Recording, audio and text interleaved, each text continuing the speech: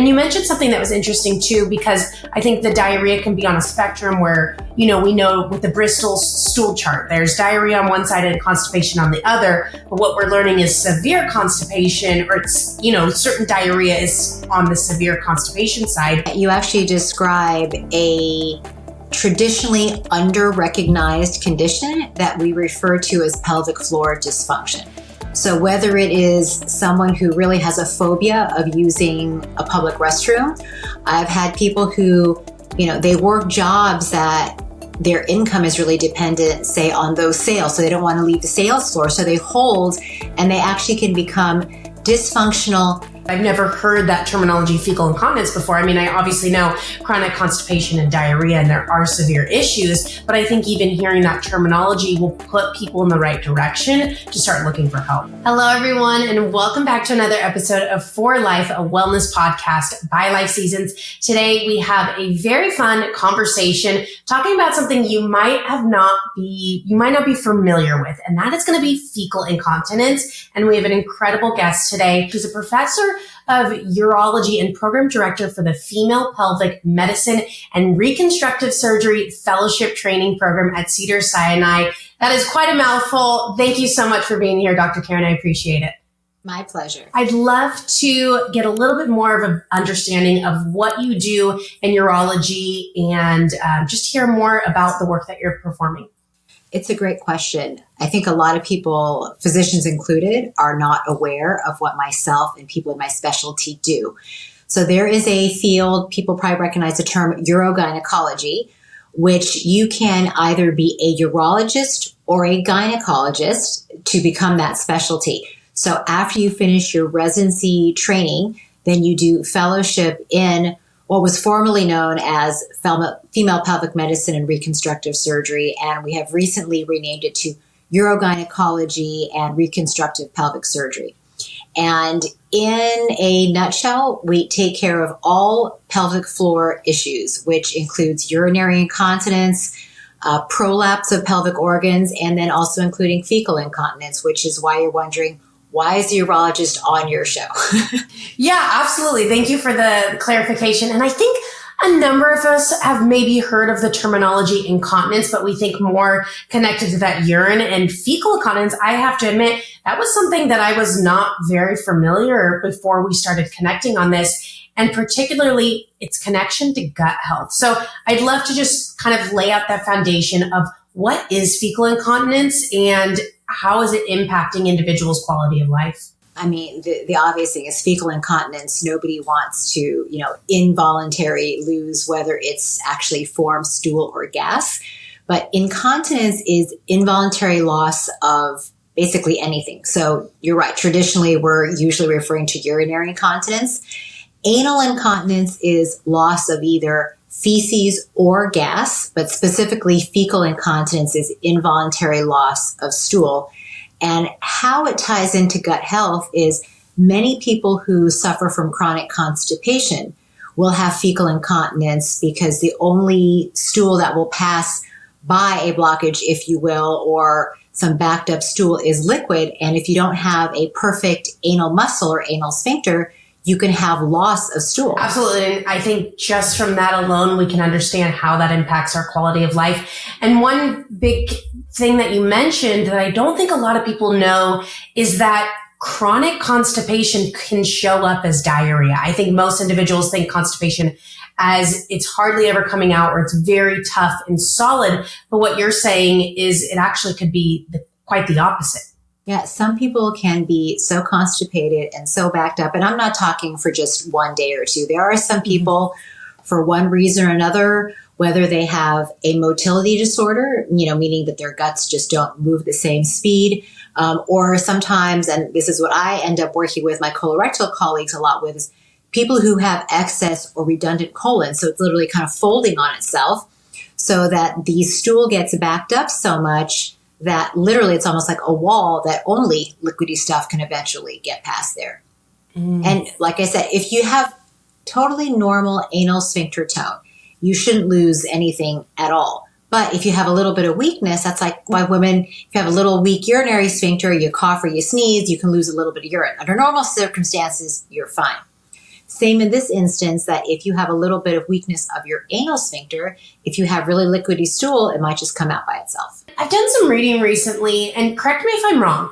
Are there two, I don't know if we want to call it two anal sphincters, more of an internal and an external, where the internal kind of assesses what the material is, communicates to that more external one and says, okay, this is an appropriate area that you can release, or this is an area that you need to hold it in. Is that correct? That's a good summary. And in fact, we don't realize we also have two urinary sphincters. So we refer to them as internal and external. And generally speaking, the internal sphincter, whether it's for the bladder or for the anus, we don't have a lot of control over. So you're right, that's the one that gets signals and kind of automatically tells our body what to do. The external sphincter, both for the bladder and for the rectum, is the one that we potentially can volitionally control, right? So if you feel gas coming on or something, that's the sphincter that you can kind of squeeze on your own. Okay, so more involuntary and voluntary controls with that. Now, what are some of you've kind of touched upon them, but what are some of the common causes of this fecal or anal incontinence? A very common cause is vaginal childbirth, which is also the same reason why women get urinary incontinence. And if you think about the mechanism of how a baby comes through the pelvic floor, anything that size in relation to anything in our body, and I always use the analogy of if you were to put a tennis ball or golf ball through your nose, you would not be surprised if it didn't function or look normal afterwards. And it's the same with having vaginal childbirth. All of the support, which is not just muscle, but also connective tissue, gets stretched and torn, which is why a woman can do lots of Kegel exercises, might improve things, but it doesn't always get rid of everything, because Kegel exercises can strengthen muscles, but you cannot alter connective tissue. Much like if you tear the ACL in your knee, you don't get sent to strengthen your knee muscles, you get sent for surgery because you cannot strengthen or shorten or in any way really alter connective tissue. That makes sense. And so those are predominantly the individuals or clients that you're seeing, is that they've had vaginal births. Yeah, that is a very common reason. Other reasons are having surgery in that area. So major pelvic surgery can damage the nerves and also the muscles and connective tissue there. People who have neurologic conditions, multiple sclerosis, Parkinson's, having spinal cord injuries, people who have had surgery on their spine can also affect the way that the nerves function down there. So if someone also has a major nerve injury, much like you notice that people who are in wheelchairs, their muscles will atrophy over time because they're lacking all that normal nerve impulse. So there are many things that can affect the pelvic floor, including the anal sphincter, but very commonly it is vaginal childbirth. So this is how I also end up treating fecal or anal incontinence. And I don't want to give anyone the impression that I'm a specialist in this. There are colorectal surgeons and gastroenterologists who specialize in this. But at least within my realm, we have a lot of women who suffer both from urinary as well as fecal incontinence. So at least preliminarily, we can do a lot of treatments for them. And then obviously if they need surgery specifically on the anus or the rectum, we send them to a colorectal surgeon. Okay, so it sounds like there could be more conservative types of management and then more, medical types of treatment and interventions.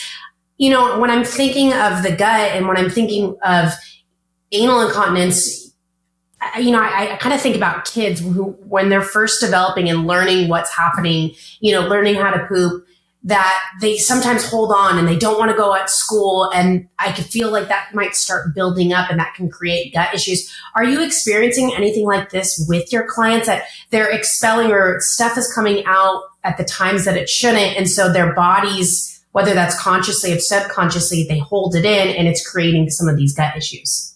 Yeah, you actually describe a traditionally under-recognized condition that we refer to as pelvic floor dysfunction.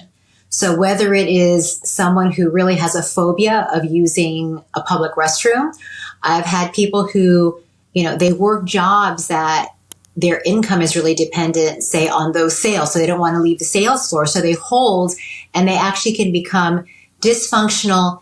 It's usually together, not just of the bowel, but also of the bladder. Because we talk a lot about the pelvic floor.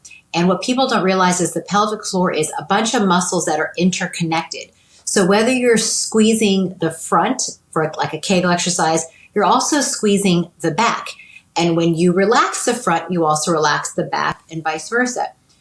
Again, thinking about things that we don't normally think about. So when you sit to move your bowels, because you're relaxing your anal sphincter, you oftentimes will empty your bladder because that is also relaxing your urinary sphincter.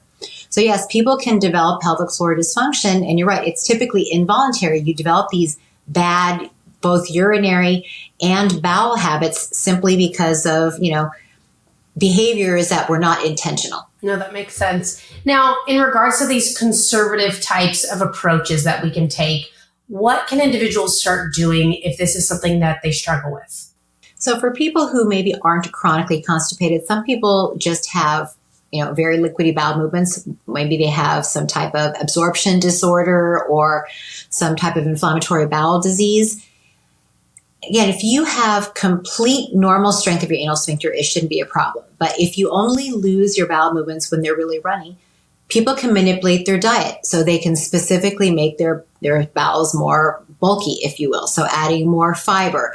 I mean, a lot of people kind of recognize, when I eat certain foods, I get more constipated. So for some people, it is intentionally making themselves constipated and or changing the consistency of their stool. So unlike urine, where you cannot change urine, it's always going to be liquid. So if you're incontinent of urine, you can't really do many things with your diet to change that, except to avoid, caffeine, things like that. Mm-hmm.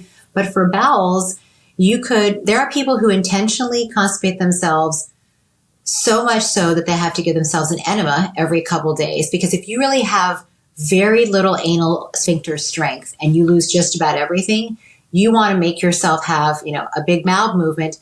Also, ideally, people don't make urine or people don't make stool 24 hours a day like you do with urine. So if you can constipate yourself enough, use an enema to empty out your bowel. Sometimes that is your bowel regimen, if you will. Wow.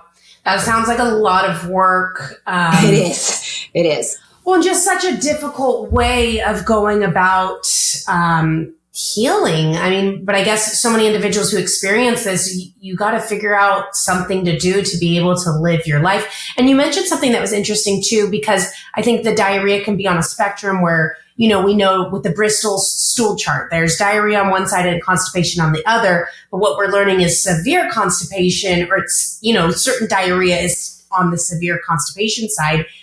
But to determine, are you over here, it sounds like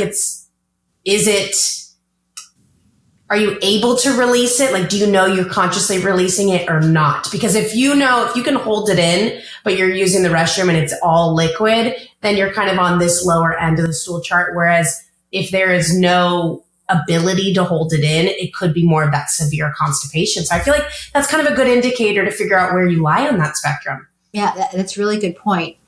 We have so many feet of intestine that people say, I move my bowels every day. That may be true, but you're not actually emptying out your bowels every day. So you're only emptying out a very small portion of that. So there are people who really are chronically backed up, even though they, in their mind, moving their bowels every day.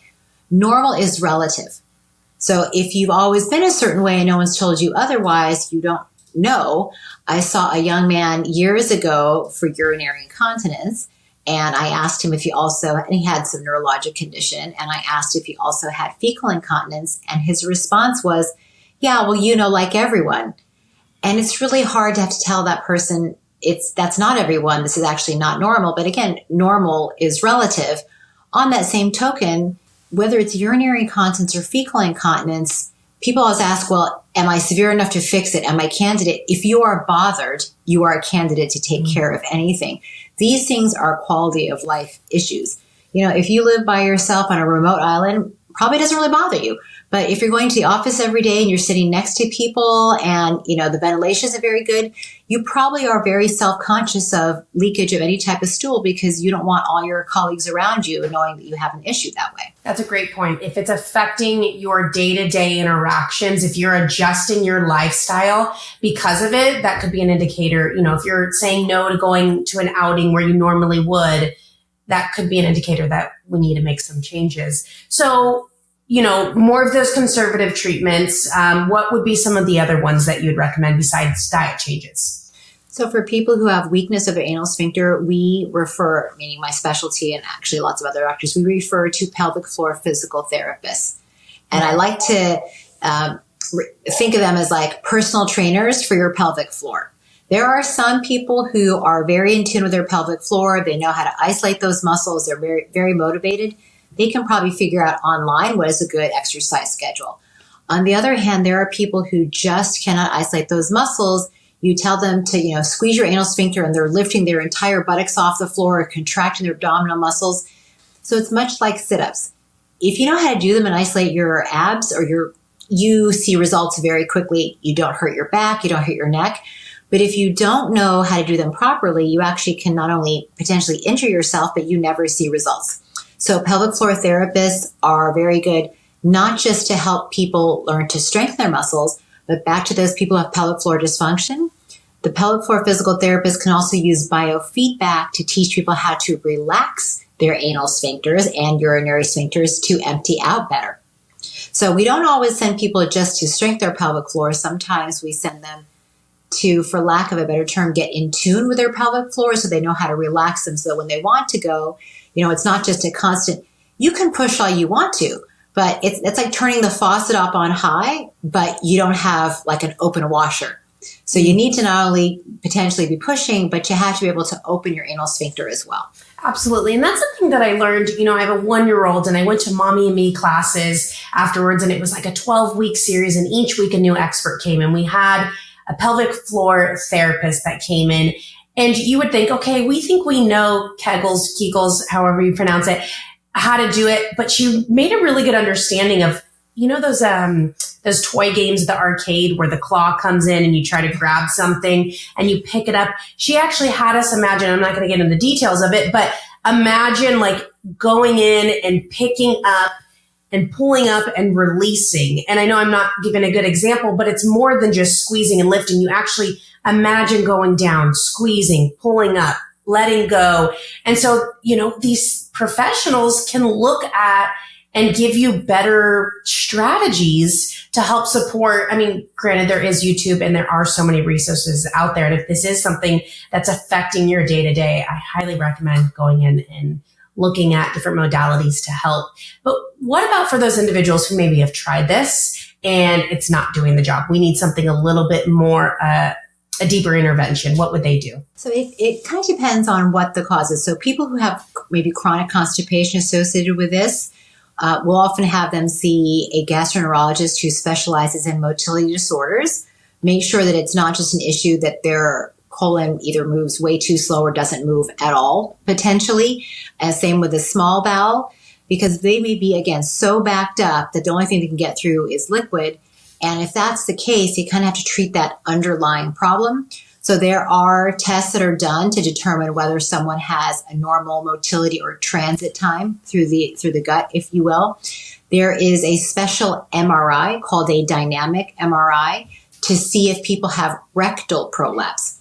So the obvious rectal prolapse is when someone moves their bowels and they look and there's literally something pink coming out of their bum. Kind of like when you go to the zoo and you see like the gorillas and the apes. Yes. So that is the actual lining of the rectum coming out through the anal canal. And that is not that uncommon for people to get as well. But the question is it just that lining of the rectum coming out, or is the entire rectum coming down too much? Mm-hmm. In that instance, and you can't tell that if someone's just laying there with a plain x-ray. So during the MRI, the technician will have the patient bear down as if they're trying to move their bowels, and you can see whether or not the colon is coming down. If it is, and that's what's folding on itself or even coming out through the rectum, that's when a colorectal surgeon will do what's called a rectopexy or fix the rectum back up. In cases where there is excessive colon, they may even have part of their colon removed during the procedure as well. Wow. Okay. Now, we've talked a lot about constipation. There has to be some sort of analysis of we know, okay, if there's diarrhea, that could be severe constipation. But I've heard a mix of things. If you don't go once a day, that's constipated. If you go 3 times a week, that's constipated. What have you noticed in your practice that is really considered constipation in your eyes? I think something out of someone's norm that is causing them to be really bloated. There are some people who they only move their bowels every 3 days, but they're not complaining constipation. They don't have excessive gas. They don't have belly aches. That's not really a problem. I don't know if that's really constipation. And full disclosure, I don't even know that I know the exact definition of constipation, what a gastroenterologist would say. But for sure, constipation is somebody who says, I cannot move my bowels. I'm constantly bloated. It might be a week if I go. And traditionally, we think people should move their bowels once a day, but there are people that their norm is they move 3 times a day. So I think that constipation is a change from your baseline. And most people who are constipated will also complain of feeling bloated and gassy. And that's because it's the bacteria that are in our gut and that live in the stool that make gas. So the more stool you have sitting in there, the more you're going to get bloated with all the gas that gets made. So 9.9 times out of 10, when someone complains of bloating, it is almost always the GI system. Absolutely. I'm curious because I've heard a variety of mixed reviews and I have my own personal opinion on it. What is your opinion on colonics to help support with constipation? I mean, a colonic is basically an expensive enema, right? Mm-hmm. Yep, exactly. There are so many things where I think that there's potential for disaster. So if you're going to a non-medical place and they're being really forceful, I mean, in the worst case scenario, you can actually have a hole made inside the colon, which of course would be a disaster. But, I mean, a colonic, it makes sense. If you're not able to empty your colon, I think it's totally fine to do an enema. That's what some people have to do. If you're doing it because you think, like a colon cleanse to me seems a little silly. Your colon is normally dirty, so you can't really cleanse it. If you really just mean cleanse to get the stool out, I think it's fine if you're not able to do it on your own. But it's kind of like people who douche the vagina. There's no reason to do that. The vagina is a self-cleaning oven. I'm not sure you really need to cleanse or do colonics intentionally as long as you're able to move your bowels. And for those individuals that aren't, it could be as long as you're making sure that it's a credible area. The professionals there are licensed and they know what they're doing. Some people if I could pay someone to do my enema versus myself, I mean, wouldn't you? I mean, I'm with you. Pay someone to clean your house versus yourself, right? Totally. I'm totally with you. I do colonics.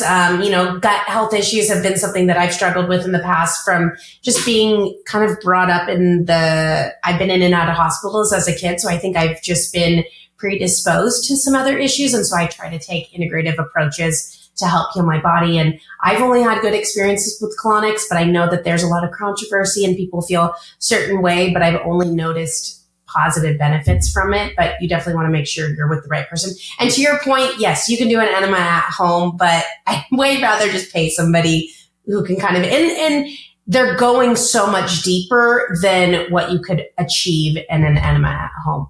I don't know that colonics are so controversial in terms of whether they can be helpful, because some people make them feel good. The question is whether they need to. I think it's more of the perforation and the dangers with them. Yeah. Of what it for sure. But you could say the same thing about a lot of things. If you go to even an esthetician who maybe doesn't know what they're doing, they could burn your skin. I mean, that's why it's always good to talk to people. Word of mouth is always a good way to get referrals. But yeah, I agree. I think the concern really is with perforation, but that's why you kind of have to know, where you're going. At some point when you get so backed up, if that is a way to kind of start the process, to start releasing and emptying out, that might be the catalyst to get you back on track, because it could be as simple as that, but it could be a bigger underlying issue of what we're discussing here too. So, have you ever had any clients that have come in, you guys have done the surgery and it seems to be something that hasn't helped? Like there's a deeper lying issue? For sure. And there are people who, constipation can be very multifactorial. The patients that end up having surgery obviously have more extreme issues. So let's say you have a little bit of a slow colon, you have a little bit of rectal prolapse, and the problem is even doing the surgeries, invariably nerves are going to get cut and moved. So maybe the surgery itself influences a little bit. But like people who have a slow transit time and have an excessive colon, right? Like a snail is going to get to a place faster if it's a straight shot versus a circuitous route.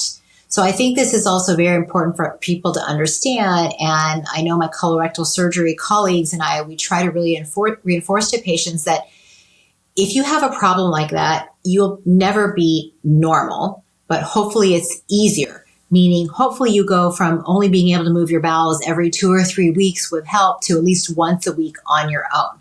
And I do think that there is something, I guess it's kind of flattering that people think that in modern medicine we can do everything, but we still can't. And it is important that people like myself and anyone who takes care of people, we give you a realistic expectation.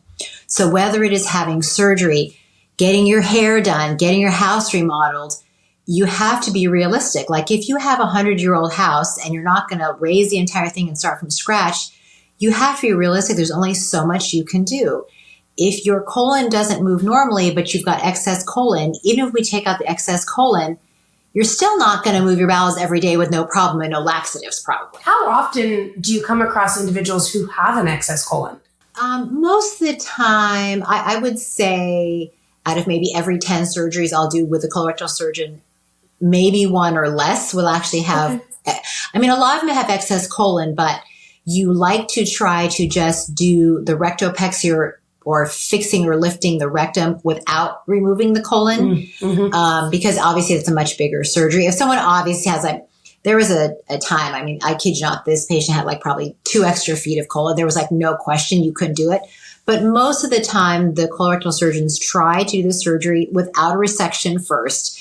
If there's really no improvement, you got to have a serious conversation with the patient. We might go back and take it out, but most people don't want to have part of their colon removed if they can avoid it for obvious reasons. There's many more potential complications. And I'd be curious, to hear for those individuals who have opted for the surgery, I wonder how many of them have changed their diet, have changed their lifestyle. All of them. Really? Okay. That's good to hear. No, nobody wants to go into it. By the time they are seeing myself and colorectal surgeon, they've seen their gastroenterologist.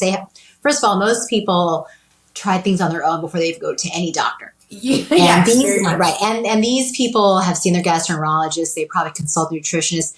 And even if they went to the surgeon first, no colorectal surgeon worth their salt is going to recommend surgery off the bat. And in fact, all my colleagues will say, even after surgery, you're probably going to still have to follow your bowel regimen. It's just that your current bowel regimen isn't working, but ideally your current bowel regimen with surgery will make you better. Nobody should be recommending. Everything should be really like an algorithm, right? Starting with the most conservative things first and then moving on. And in the most extreme cases, which I have seen a few times over my career, is people have such bad constipation, they actually opt for a colostomy. And those are the most extreme. And those are conversations that, obviously the colorectal surgeon explains everything. And that's kind of like a last resort. But there are some people who are so miserable. If you're only able to move your bowels every 3 or 4 weeks, no matter what you do, and you're just constantly bloated, I just think you get so desperate, you'll do whatever it is. Well, that's a good thing that is something that exists to provide that relief for those clients who are in such a severe case like that.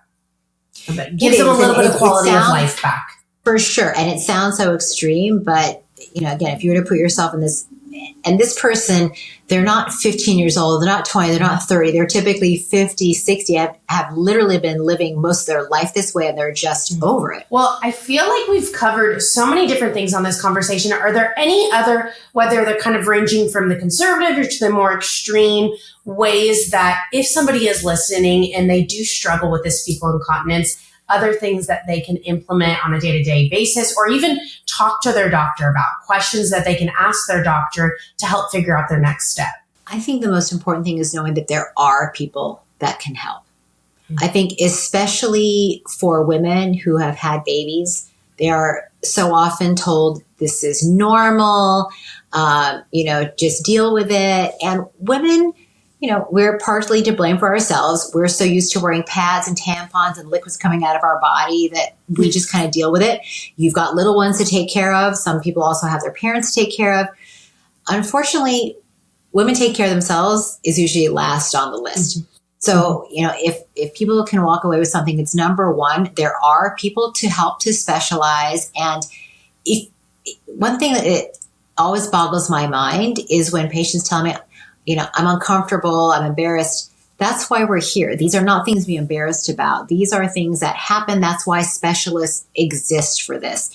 So if you have this issue, you don't feel like you're getting help, there's the internet now. It's easy to find some specialists. There are people who maybe not out of state, but in state, who maybe not close to you, that you could do a telehealth consult with. There's so many different routes that people can follow now. Knowing that there's help. What would they search for, like when they're looking for a specialist? What would they be called? Fecal incontinence. Oh, well, you can probably just search fecal incontinence or, fecal incontinence treatment, fecal incontinence specialist.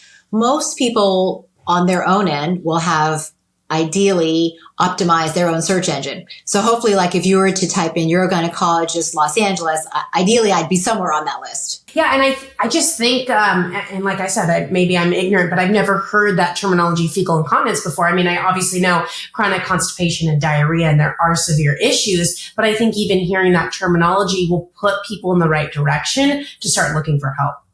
One thing we didn't touch on is why there is such a connection between the bladder and the bowel. Because the same nerves that go to the bladder are the same ones that go to the rectum. So interestingly, it is not unheard of that a man who gets severely constipated and has a little bit of an enlarged prostate will all of a sudden not be able to pee as well, because there is crosstalk with those nerves. So in fact, one of the treatments for fecal incontinence is called the sacral nerve stimulator. And it is the same concept as a heart pacemaker. In fact, the same company that makes heart pacemakers makes this. And instead of a wire or a lead going alongside the heart, it goes alongside the main nerve to your bowel and your bladder, which is sacral nerve number 3. And when the implant works, it works. When it doesn't, it doesn't. So there is a test phase that can be done in your doctor's office. Most urogynecologists do this. Some colorectal surgeons, some gastroenterologists. So for people who maybe have a neurologic condition that is affecting both their urine control and their fecal control, this device can change their life. Wow. Okay, so you say neurological condition. What might be some examples? Multiple sclerosis, maybe a car accident, nerve injury to your spine, diabetes, Parkinson's, all those things can affect the nerves, both to the bladder and the bowel, prior pelvic surgeries even. Okay. And remind me the name of that device. So the generic term is a sacral nerve stimulator. Trade name is Intrastim. Intrastim. Okay. I'll make sure to put that in the show notes. Interastim. Yeah. So interestingly, it's been around since the late 90s and very few people know about it. And that's mainly if you have, is it also, because you mentioned prostate?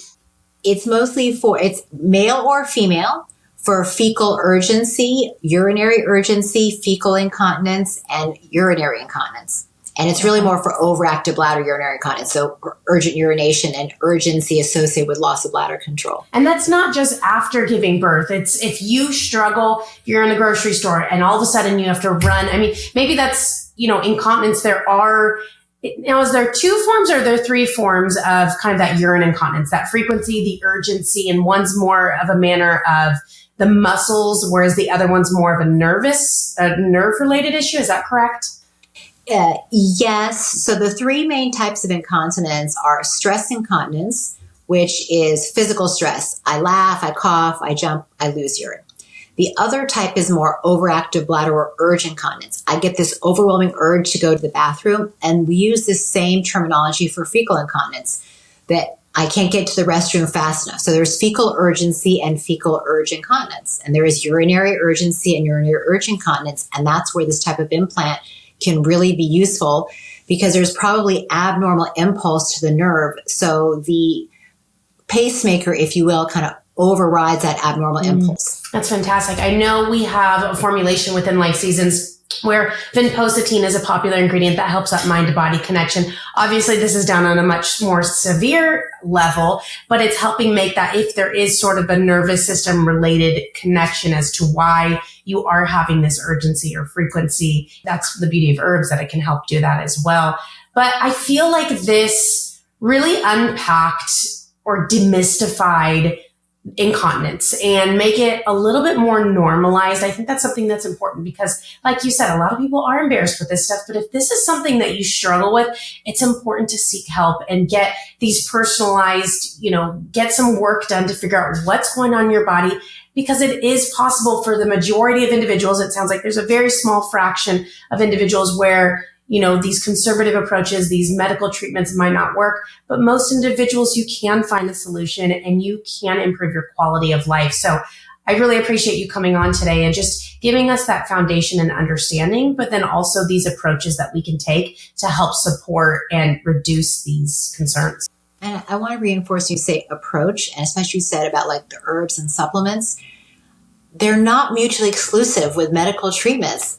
And I think that, whether it's urinary incontinence, fecal incontinence, most medical conditions benefit from a combination of everything.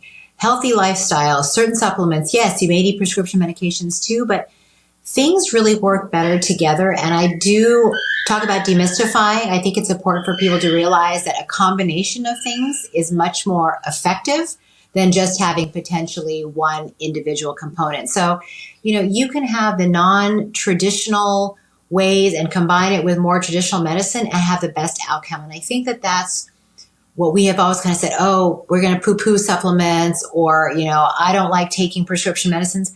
They're not mutually exclusive. Everything has a role to play. I love that you said that so much. And I'm a firm believer of integrative medicine, of blending, there's a time and a place that we need to use that Western approach. And if that's what works best for you to be able to improve your quality of life, and then we can integrate herbs and other sort of Eastern modalities in, and that's the sweet spot, that's what your body needs. And I think that's that personalized approach that I think we all strive for. Absolutely. But thank you so much for being here and just kind of uncovering this and unpacking it with me so that hopefully our listeners can hear and feel a little bit more empowered to take the next step. Absolutely. Thanks so much for having me. Thank you. Take care.